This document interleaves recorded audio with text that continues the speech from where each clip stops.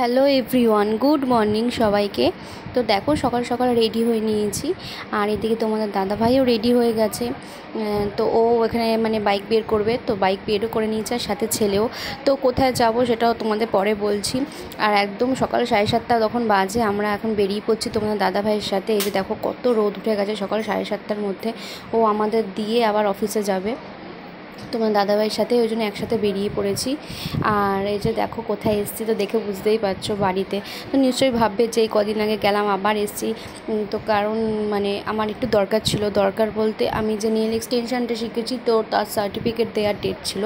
তো সেই জন্য শনিবার দিনকে গেছি বাড়িতে, আর আবার রবিবার দিন বিকেলে চলে এসেছি। তো দেখো এখানে সারাদিন মানে সার্টিফিকেট নিয়ে চলে এসেছি, সেটা আর দেখানো হয়নি। তারপর এসেছিলো আইসক্রিম, মা বললো চল কোন আইসক্রিম খাবি সেটা নিবি চল। তো মায়ের সাথে গেলাম এখানে আইসক্রিম কিনতে, আর বাপির জন্য বাটার স্কচ নেওয়া হয়েছে, আর আমাদের সবার জন্য ম্যাঙ্গো নেওয়া হয়েছে।